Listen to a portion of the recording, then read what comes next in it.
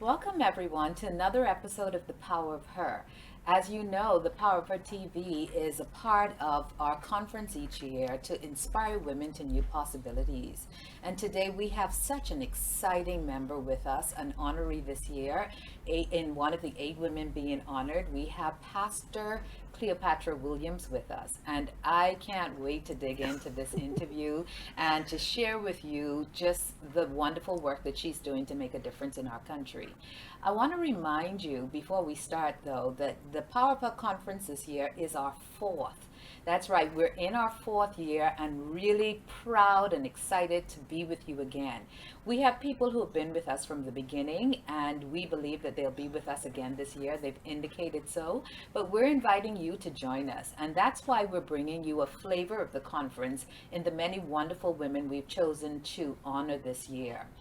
So we encourage you this year to make an investment in yourself because it's the most important investment you'll ever make.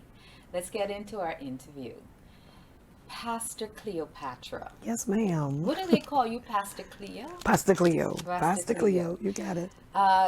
Inspiration Award this year. How did Wow. you feel when we reached out to you to say that you were being honored? Oh my goodness, overwhelmed. This is one of the last things in the world that people look for in terms of being honored in the area of inspiration. It seems like an oxymoron, you know? You seek to inspire and then you seek to build people up.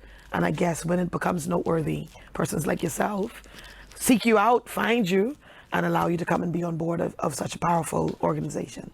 I've heard about your ministry for some time, and sometimes I pass by and you're in the community on the basketball court. Yes. And I know that you're doing some dynamic stuff. But let's talk about you first. And how did you come to be, I read your bio, and it Oh my says goodness. that you were born to be a gift to the Yes, ministry. yes, Right? Talk yes. to me about that and how you came to be such a powerful woman of God. Oh, such a journey, and it's such a short space of time. It's so good to be 16, Yeah. the new 16, the new 16. You look it. Oh, thank you. It's been an interesting journey, to say the least. I come from a very, very strong family, strong women in particular. My mom is a preacher and educator. Several of my aunts are pastors of ministries. And so coming into Christendom and seeking to make a difference in terms of leadership, it was almost innate. It seems as if I was born to do this. As a matter of fact, my mom tells a story of her not even knowing that she was pregnant at the time with me. And there came this prophet that said to her, "I call forth Cleopatra."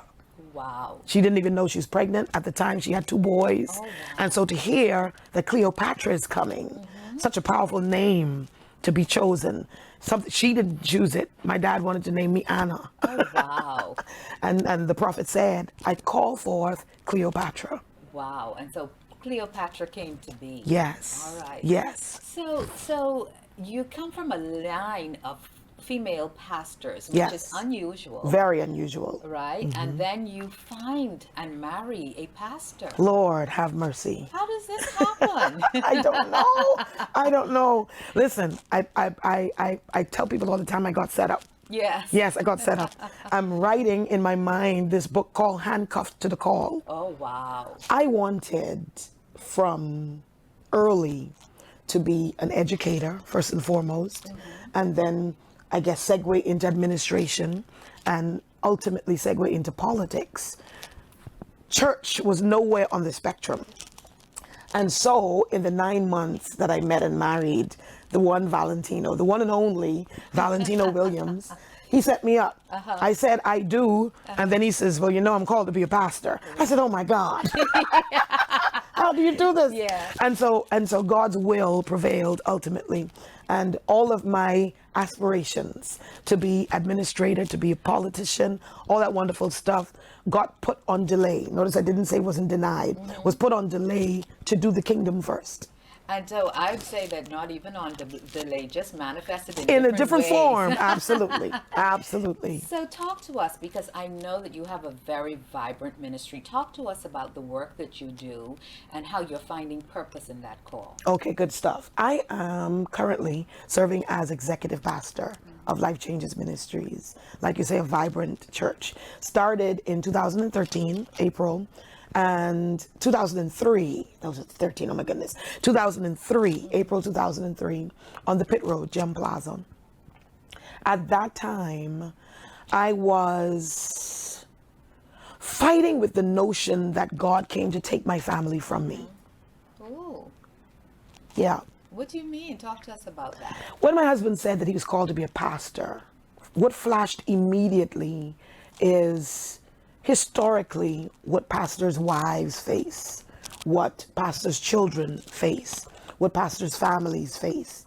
Being ostracized in some instances, the pastor being so dedicated to the work of the ministry that the family is neglected in some instances. Absolutely. And so initially, I mean, almost immediately, fear gripped me. And I said, God, why would you do this? We are 2 years into marriage. Got married in 2001. I was pregnant with my first son, just finished my degree while I was pregnant. I wrote my final exam the Friday, and I was in hospital the Sunday having my son. And here I was just coming to grips with this new family, all of this stuff. And here comes God, start a church. Absolutely. That was, it felt like a threat. I'll give you the honest truth. I spent the first 3 years of the ministry kind of angry and frustrated at the fact that God came to take from me all of these things that would have been new. A new son, a new marriage, a new career. And here comes my husband with this grandeur plan. We're going to start a new ministry. Yes. Whoop-de-doo. I'm obeying God. Oh, I was lost in the frame of pastor's wife, first lady, what our culture says about it. It was so much. It was too much for me. In addition to all of this, we were very young. My husband was 25. I was 23 years old. Perhaps at the time, two of the youngest pastors and pastors' wives in our country. Didn't know anything about the pastorate. My husband is a business major. I am a math and business major with education. I taught at CV Bethel for 6 years. And so here I was with this new dynamic. Salvation, Christianity, new. All of these new things. What was I supposed to do with this thing? The only option I had was to go to God.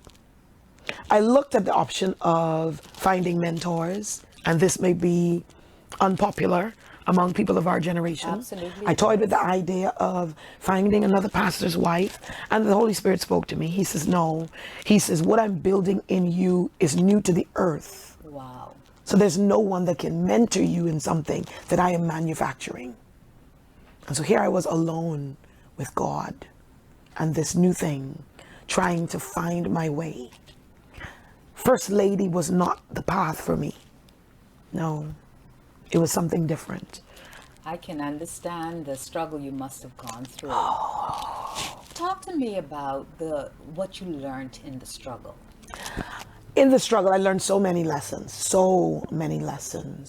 But one of the biggest ones that I think changed my life is the fact that to thine own self be true. It's a powerful statement. To thine own self be true. Break it down. Here I was seeing all of the imagery Yes. of what this role represented in different countries even, and none of it fit who I was. No, I was fun-loving. I am fun-loving. I love humor. I love shopping. Oh, I love, emphasis on love. I love shoes. Okay. Yes, I love laughter. I love the lighter side of things. And then to make the comparison between the lighter side of things and then holding people's destinies in your hand. That was a direct conflict for me. How do I merge the two of these things? The lighter side of life and then the spirituality of the human being. How do you marry these two things and make this work?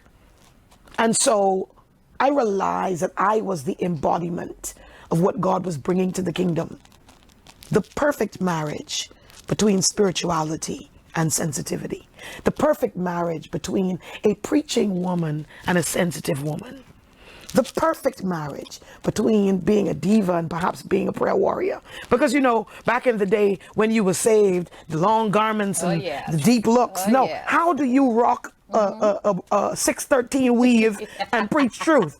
Listen, how do you have on Remy lashes and declare truth to power? Absolutely. So I was to be that hybrid. I love that. Yeah. To thine own self be true then is realizing that the special and unique thing that you were was what God needed for this place and time. Absolutely. Why was that so important? Is it because you're reaching a completely different audience in your ministry? I think that I am. I know that I am. I had an awesome opportunity to speak with one of the millennials of our church. Male millennial. That's a dynamic that's unusual. And he said something powerful to me that shifted me. He said, Pastor Cleo, you are a bridge. And I heard him. He said, you have what it takes to reach us, and you know what it is to be them. You're the bridge. You connect what was with what is to lead us to what needs to be. Wow. He said, that's what I appreciate about you. And that helped me to understand who I am even more so, a bridge to the generations to come, bringing the essentials from the generation that was. I'm just loving this story. And it speaks to where a lot of women find themselves, you know, Yes. because two things they struggle with. One is, what is my purpose? Yes. And two, when they have a call and they feel, you know, that there's something bigger that they're called to. Yes. Having the courage to be able to step out. Yes. And then the obedience. Yes. The obedience. And you seem as if your struggle was obedience and acceptance. Yes. So what advice would you have for women as they're struggling to really, you know, become this thing that they're meant to be, this greater purpose? Yes. My advice is go to the root of who you are. Definitions are everything. This may seem like we go in left field, but I'm going to bring it right back. Definitions are everything. One of the greatest weaponry formed against the body of Christ by the enemy is the changing of definitions. That's what he did with Eve. He came to her in the garden, not necessarily to seduce her. He came and he changed a definition. And women in general have been grappling with the definition of who they are. They have allowed Hollywood to define. They have allowed their husbands. They've allowed society. They've allowed governmental norms. They've allowed laws of imbalance to define who a woman is. Meanwhile, I'm of the school of thought that says the only person, the only entity that can define what a thing is the manufacturer. Absolutely. So my advice to every woman out there trying to define themselves is to go back to the manufacturer, God himself. Men can't define us. And although that may sound woman's libbish, Yes, yes. a man cannot define us. He was asleep when we were made. Resting. Just a little piece of shade, you know, Yes, little piece. yes, He was yes. asleep when we were made. And so the only person, thing, however you want to define it, that can give quality to who we are as a creation is God himself. God himself. The definition holds our destiny. If you can define yourself, oh my goodness, the world is in trouble. All right. So that's an exciting start to a conversation that we want to continue. We're just getting warm. Yes. And there's a lot more that we want to explore with Pastor Cleopatra. Stay with us and we'll bring you back in our next segment.